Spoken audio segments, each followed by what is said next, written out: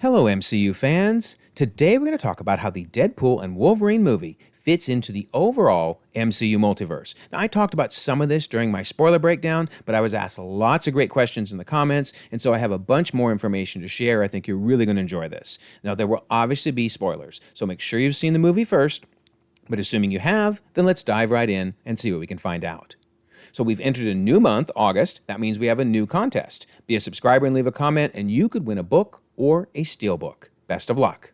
And that means we need to announce our July winners. And I say winners because two of the previous winners have said, I don't need those things, and so they wanted to let somebody else have the prize. So that's very nice of them. All right, so the July winner is Droops Coop with this comment on my timeline video, and the two alternate winners are Blaze Cap with this comment on Agatha, and Wraith with this comment on Captain America 4. So all three of you, go to the About section of my channel, and you can reach out via Discord or email, and I'll get your prizes right away. Also, we do have a membership option, so you might check that out. It has lots of cool perks, and maybe you'll be interested in joining. Okay, so I'm going to start this video very differently than I've ever done before. I'm going to start by talking about the single tree theory of the multiverse, because many of you know I believe there are multiple trees. But I'm not going to talk about that. I want to talk about how would a single tree theory work. Okay, so everybody agrees that the tree was formed by Loki at the end of Loki Season 2. And a crucial part of the tree is, of course, the sacred timeline, 616. Also, though, we learned from What If Season 2 that all of the episodes of What If are part of the tree because we see the Watcher viewing the tree. So everybody agrees on this.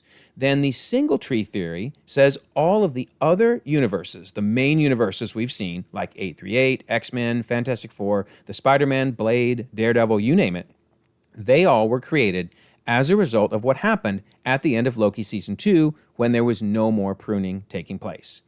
Okay, so let me talk about some of the concerns I have with this theory. First of all, it basically means that none of these universes existed until Loki Season 2. Now, I say that because if we look at the timeline, and this is a season-by-season breakdown that Marvel gave us, they definitely show us that Loki Season 2 is the last thing in the timeline. And, along with What If Season 2, obviously. They're even after the Marvels. So we're talking the tail end of the MCU timeline. So that basically means every one of these universes was not created until that point in the timeline. I guess I have an issue with this maybe on an emotional level more than a metaphysical level, because it would be Kevin Feige saying none of this stuff existed until Loki created them all. So, for example, Blade. That movie came out in 1998 in the real world, and yet it didn't exist. It wasn't even around. In fact, Loki had to create it. It just feels kind of arrogant for Marvel to say that it is the reason all of these universes were created. And keep in mind, Kevin Feige actually helped with many of these. I mean, the X-Men universe, way back in the early 2000s, he was helping. So I just don't think he would say none of this had any meaning until the end of Loki Season 2. Again, totally emotional reason, but let me know your thoughts on that, on whether it's just kind of feels a little arrogant on Marvel's part to say that. But also keep in mind that at least 838 and the two Spider-Man universes had to have been created before the end of Loki Season 2, because they crossed over with the MCU during No Way Home and Multiverse of Madness. So at least those two would have had to been, I guess, part of the loom. That's interesting. So, okay, that's my first issue that I have with it. Next, why is the numbering different? Notice 616 is the main sacred timeline, and we learned that now the X-Men universe is 10005, as they refer to it in the movie. Now, remember, Loki Season 1, in fact, the first episode, Loki's greatest hits reel that he was shown was labeled Earth 616. And it's kind of weird. He's from Asgard, yet they called it Earth. But it seems that Earth is the most important planet, in the universe. So, okay, we'll go with that. But anyway, Earth 616. And then from that point forward, everything was labeled off of that. 616.xxx for timeline segments, and 616.xxx.yyyy for timeline branches. So the TVA was labeling everything starting with 616. In fact, even in Deadpool and Wolverine, we see the 616 is still being used, Earth 616, and it's labeled the sacred timeline. This is, of course, when he goes to visit Happy Hogan, and believe me, I'm going to talk a lot more about this scene in a moment, but I just want you to see they're still calling it 616 on the sacred timeline. And even in the movie, notice, when Paradox talks to Wade, he refers specifically to this one timeline as the sacred timeline. So they are definitely using that as a key term. 616 is very, very important to them, and all the branches were labeled, 616 dot whatever. We're also seeing in the movie that they're using the labeling 10005, and they're also using it in universe. It wasn't just a label. Notice when they're talking to B-15 here, they mention the Time Ripper is being activated on Earth 10005, and it's even on the monitor. I know that's a little blurry, but that's saying 10005 on that monitor. So this is not just some label that's showing up on a screen to tell us which universe it is. In universe, they're using this. So why would they switch from using 616 for all the branches to suddenly using 10005 and maybe 838? Who knows what they've numbered these other things? It doesn't make sense to me. It seems like they would still be using 616. What would be the reason to suddenly pick a given branch and say, oh, this one is 10005? I just don't, it doesn't, from a logical standpoint, I don't understand why that would happen. But I think the biggest issue I have is incursions. I don't understand how incursions would work in a tree that is solely controlled by Loki, the god of stories. What do I mean by that? Well, we learned that you have endless incursions when you get two universes. This is from Quantumania, where Kang is showing one, which certainly seems disconnected from the other, but anyway, one on top and one on bottom, and they're getting incursions because the branches off of those universes are starting to collide. And that goes exactly with what Reed Richards said in Multiverse of Madness. An incursion occurs when the boundary between two universes erodes and they collide, destroying one or both entirely, right? So basically, you get an incursion because, boom, the branches start to overlap and literally the boundaries erode. But here's my question. If Loki is controlling the entire tree, can't he just move the branches out of the way? Can't he stop incursions? I mean, is he really the god of stories if he can't even control his own tree? I mean, I just don't understand how incursions work when he is the one that controls all the branches. You should never have an overlapping between them. And if you do, then this was going to fail from the beginning.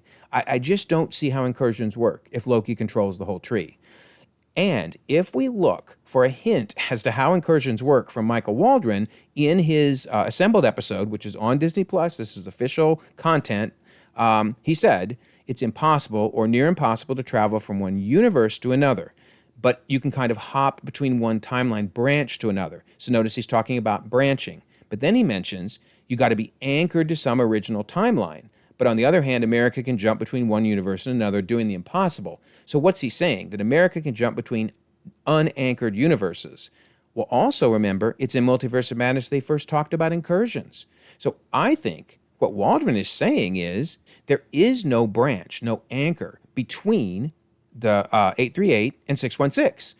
In that case, I could totally understand how incursions could happen because Loki's not in control of the other universes, only of his own tree. So let me know your thoughts about that, but I just don't get how incursions can occur if Loki is truly the god of stories of his own tree. Also, let's talk about the X-Men timeline in relation to the sacred timeline. So, I have covered in depth my thoughts on the X-Men timeline and the placements for all these things, so I'm not going to talk about that. But what I do want to discuss is, we all know that there was an original timeline that goes up to Days of Future Past. They then send Logan's mind back to 1973, and then we get a second timeline. And then Cable jumps into the past, 2018 to be specific, and creates a third revised timeline. And then, of course, we get to Deadpool and Wolverine. Now, I will mention that at least Legion, I don't think is connected at all. Again, you can check out my video for why, but I didn't want to just forget it and leave it off altogether. Okay, so I'm going to, let's talk about Deadpool and Wolverine then and why it's in 2024.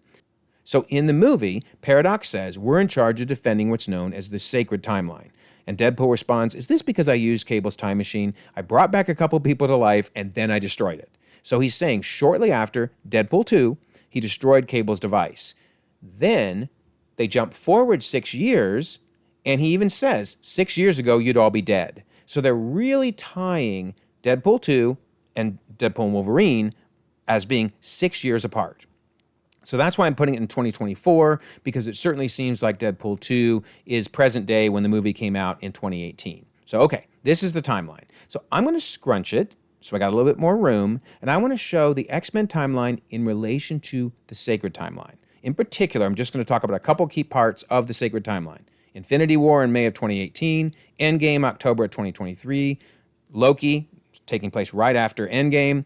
Then we basically have the loom falling apart once they quit pruning, and that actually goes from November of 2023 to November of 2026, because remember, Marvel said, that he doesn't create the tree until after the Marvels, and the Marvels is in November 2026. So therefore, Loki's tree and the Void, that was all post-November 2026. So I'm bringing this up because if we're saying that everything in the red box, all of the X-Men timelines, universe, etc., did not come into existence until after Loki Season 2, then it's very weird that soon after Deadpool 2 ended, that Deadpool jumped into, we're going to find out, March of 2018 before Infinity War. Because remember, in the movie, this is where he went to go visit Happy Hogan, right?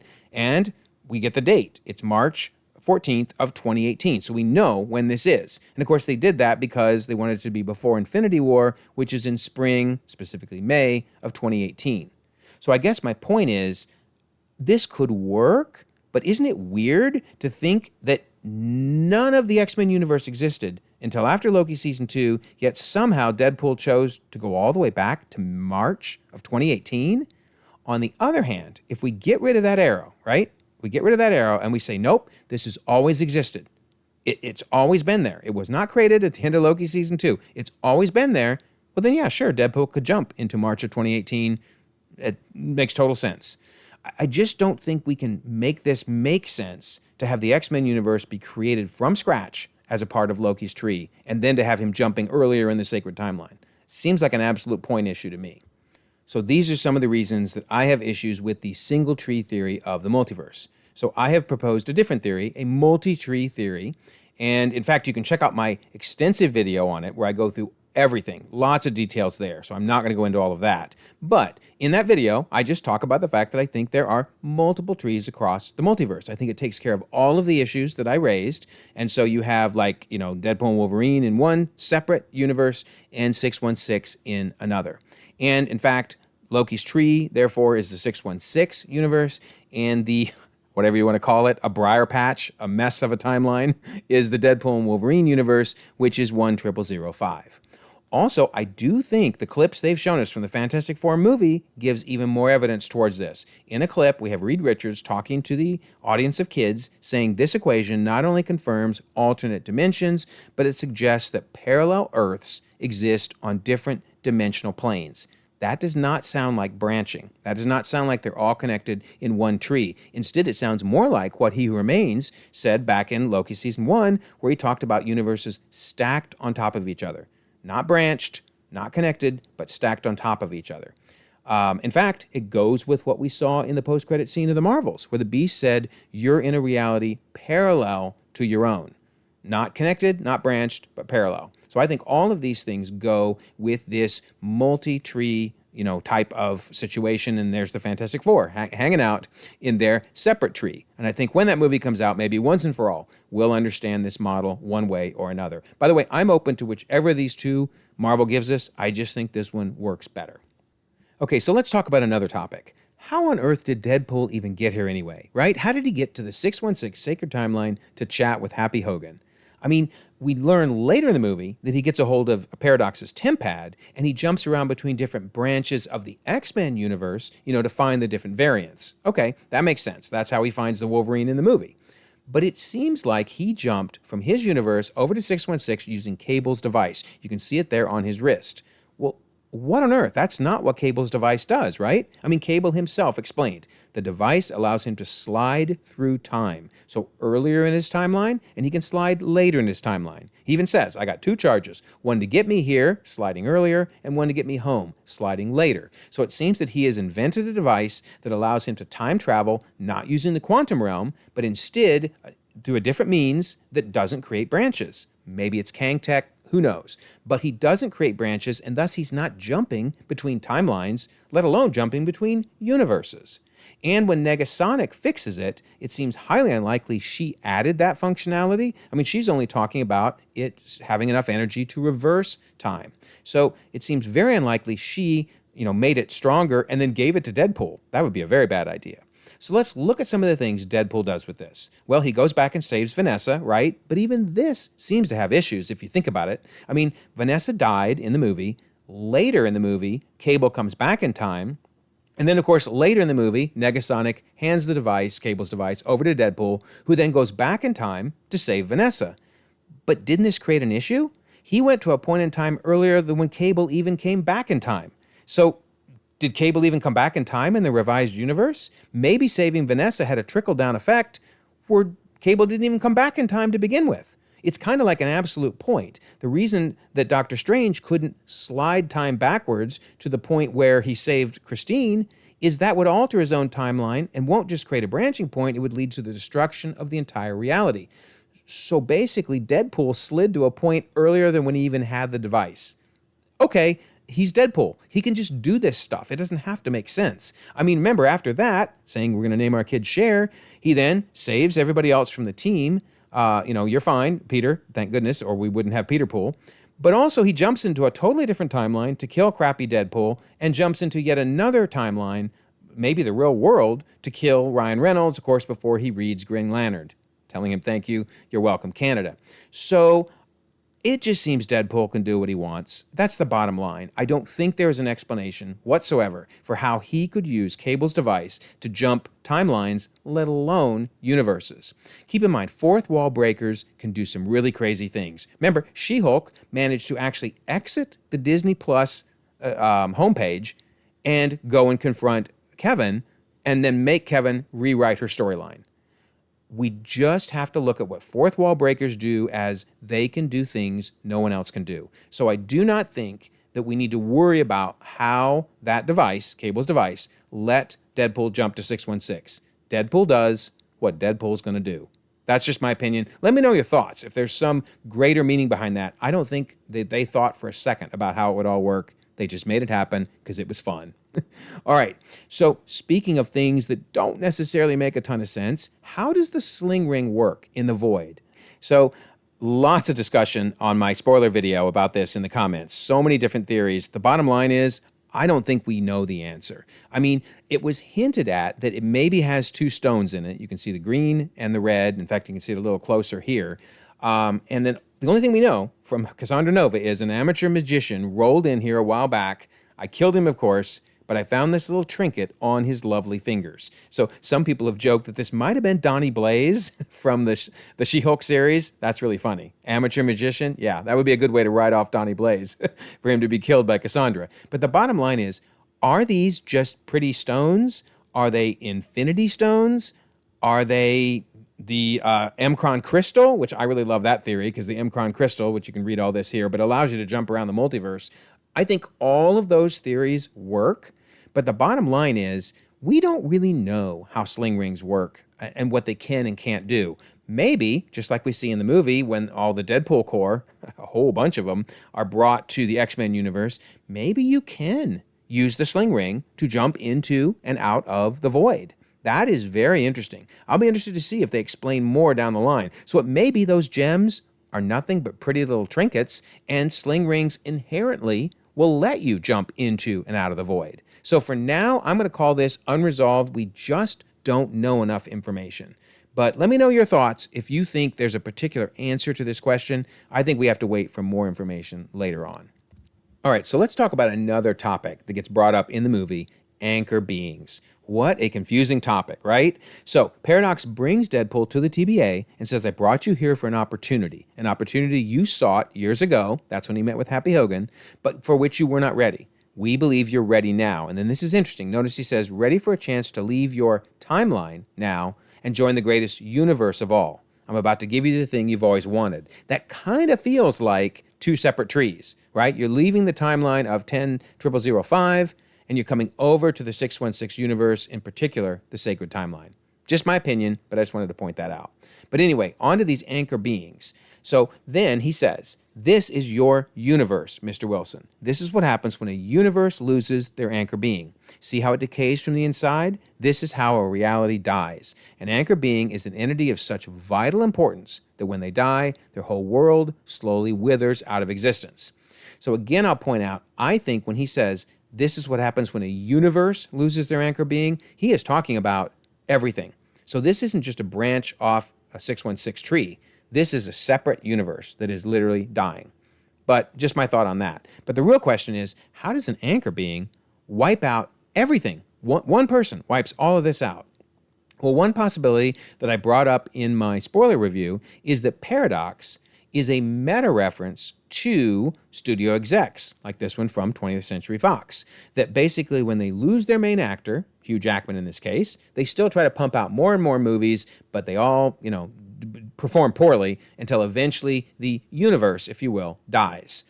So it could just be that all this anchor being talk is, well, metaphorical. Maybe. But it does seem to be really important to the movie. So let's run with it for a little bit more, because actually I think this explains a lot about the end of the movie, how everything ends up. So let's stick with this for a minute. So Paradox brings up his TemPad, and notice, hey, Miss Minutes, that's her only appearance in the movie. I think we wanted her to have a bigger role, but it's nice to at least see her. But he brings up his TemPad and shows video from Logan, which from Paradox's standpoint has already occurred, right? And he says, your anchor being died in an act of self-sacrifice so epic, it sent shivers down the timeline. I'm referring, of course, to Logan. Now, Logan is definitely in 2029, as we saw in the timeline, and we're going to talk a little bit more about how all this worked. But I do think this is vital to how the movie ends. So hang with this for a bit. But anyway, sending shivers down the timeline, that's basically saying that when Logan died, it destroyed the future, but also the past. It basically wipes out everything in the 10,005 universe. Then, basically, when Wade says, we'll make it stop, Paradox says, no, we're not doing it, and we certainly can't stop it. In most cases, a couple thousand years is all you have. All right, so let's look and see what Feige has said about anchor beings. So this video is actually from 2 years ago, so well before Deadpool and Wolverine, but it's Benedict Cumberbatch getting his Hollywood Walk of Fame star.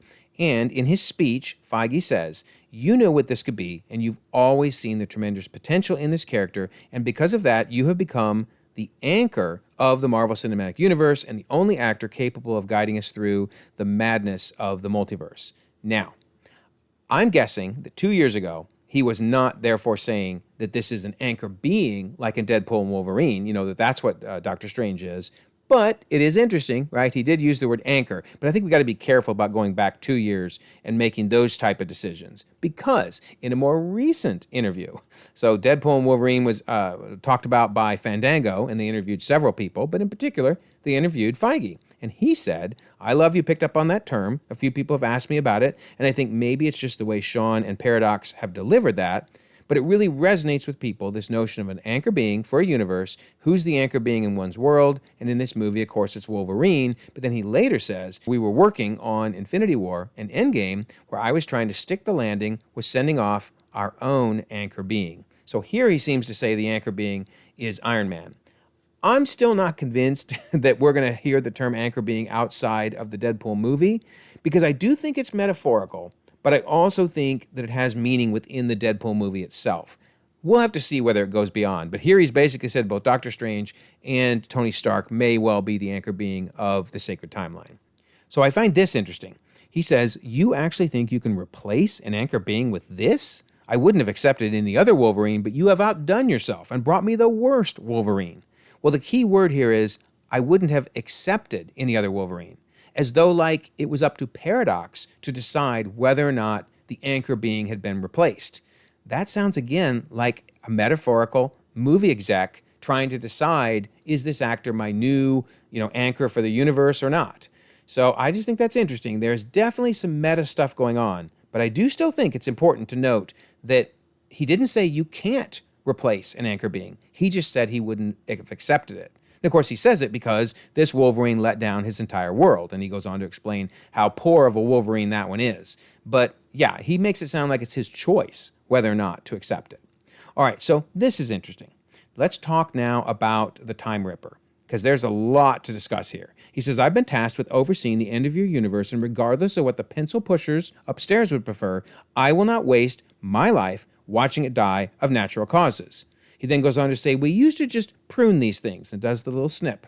Simple, elegant, efficient. But I'm told the TVA doesn't like to do that anymore. Well, I do. And no matter what my so-called superiors say, the multiverse does not need a babysitter.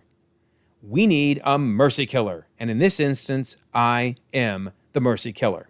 So, what's his plan going to be? So then Paradox shows Wade the Time Ripper. He says, that's the Time Ripper, an accelerant. Once completed, it will allow me to destroy the space-time matrix of your universe. And I'm going to show a couple other images of it as we go along here. I don't want to work for the TVA. I want to be the TVA. And the first step involves showing this organization how much more efficient it can become. To wit, I will be giving your universe a swift and compassionate end.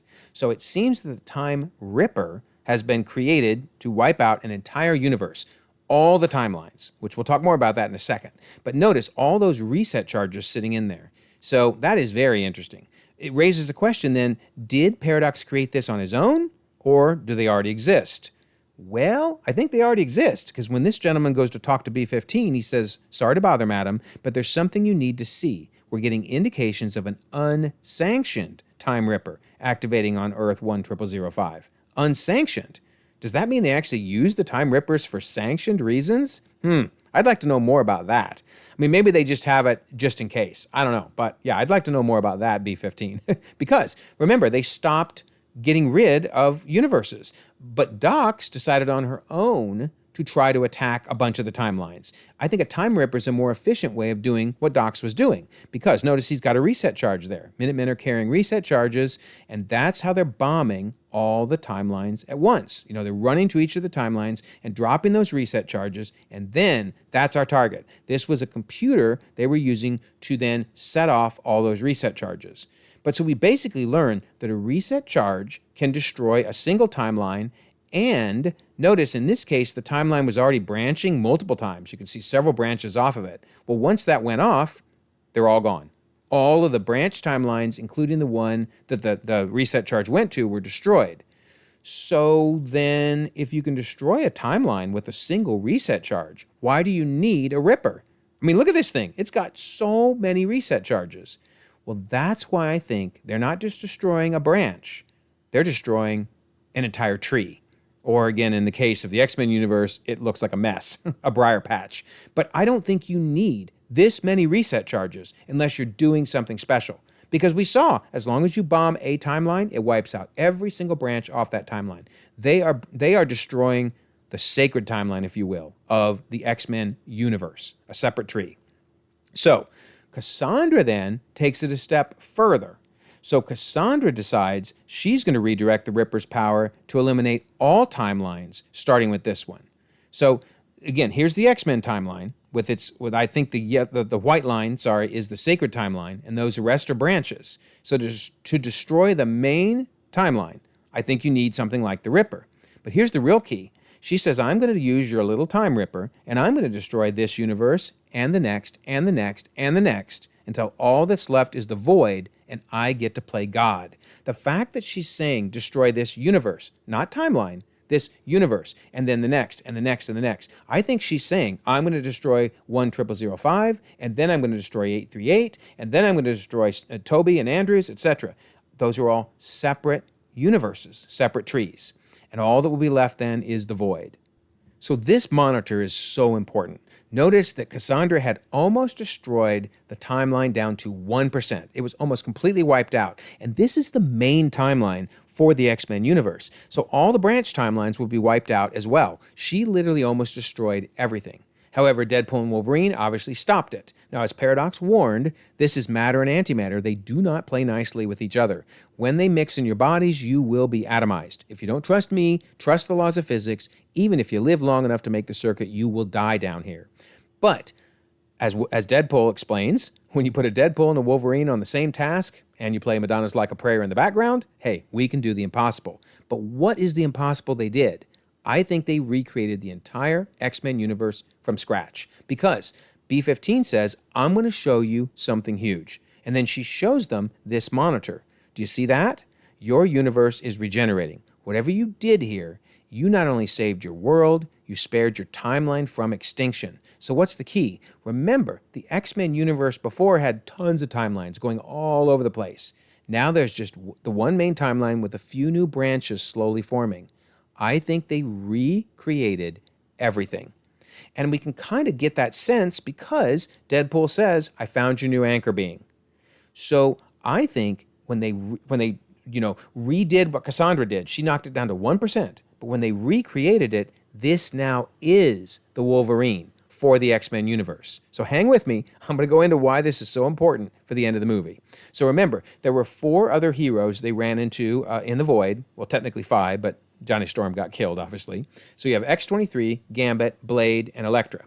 So they explained there was a knock at the door, and the TVA sent us here. The TVA decided our universe was dying, and I never even got a chance to fight for it. People like us don't go quietly. The TVA knows that, so they took us out. Then Deadpool says, we couldn't have made it out of the Void without some help from some people the world kind of forgot. Is there any way you can find a way to bring them home? So I think that Blade was returned to his universe, and Elektra was returned to her universe. Who knows what happened to Gambit? He went wherever. And then X-23, obviously, and Wolverine end up in Deadpool's timeline, along with Dogpool. I love Dogpool. So does that mean that there's 2 Wolverines in this timeline?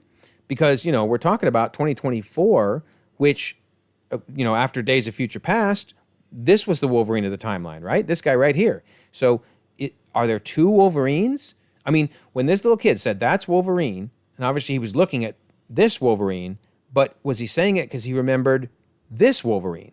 And in fact, for that matter, are there 2 X-23s in the universe? There'd be a much younger one at this point, but are there 2 of them?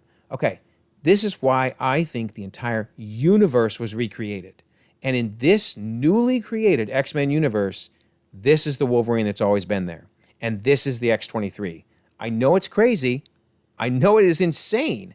But what that means is we don't know what happens after 2024 in this newly created universe. I think there aren't 2 Wolverines and aren't 2 X-23s. We have a brand new universe, and we're going to see going forward what happens with it. And that's why I think it's going to tie into what we saw in the Marvel's post-credit scene. Basically, this is the beast that is now in 2024 of Deadpool's universe. And when Monica says, Charles asked for an update, remember, he's alive again after Days of Future Past. So, yeah, I think that this all comes together, and they are part of this recreated universe. Let me know your thoughts on that. But for the longest time, I thought there were 2 Wolverines and 2 X-23s. No, I think they recreated a new universe, basically. Crazy, crazy, crazy. Only the X-Men timeline could get this crazy. And I do think we're headed to this. I think that before long, we're going to get revealed that there's either an X-Men versus Avengers movie, or it will be part of an existing movie like part of the Avengers 5 Doomsday. But I really, really think that we're going to have a big, big fight coming up.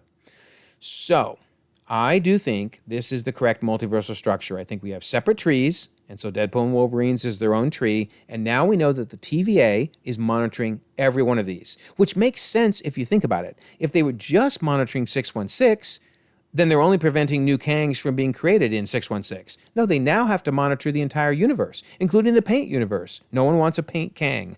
That would be crazy. So I think there's one TVA monitoring all of the different trees. There's obviously one Void with Goliath in it. There's one Quantum Realm, although we're probably never going to hear from the Quantum Realm again. They don't need it anymore. And I do think this Kang Council is hiding off somewhere in some pocket universe, and the Doctor Doom is going to come and wipe them out. Based on what we learned at SDCC, they are in trouble. And Doom is going to steal their tech and become the most powerful entity across all of these universes. And so then here again is what I think is the multiversal timeline and how it all fits together. And I do think that Deadpool and Wolverine's universe and the universe that we saw at the end of the Marvels is the same. And we're going to end up with this collision now between both universes, the Avengers and the X-Men. All right, there you go. I have tried my best to put all this together and to talk not just about the movie itself, but how I think it will affect the multiverse going forward. Let me know your thoughts. What do you think about it? You know that I read and reply to all of the comments. And as I said before, I think this movie truly was a love letter to the fans. Beyond all this metaphysics, beyond all this complex stuff, is a movie that we've been dreaming of having for years, and we got it. I love this movie and hope you enjoyed it too. All right, so don't forget, August contest, be a subscriber, leave a comment, win a book or a steel book, and there's the membership option in case you're interested in that. And as always, I like to bring up the Discord. Now we're all getting ready for D23, so a good reason to join the Discord is we will all be talking extensively about what we think we learned, didn't learn, what we like, what we didn't like, etc. From that. So I will leave a pinned comment so you can join. We now have 1,600 members across the globe, conversations 24/7, and we want you to be a part of those. Also, if you don't mind, like this video, subscribe if you haven't already. You can check out more content, and we'll all continue to enjoy the ever-growing, ever-changing Marvel Cinematic Universe.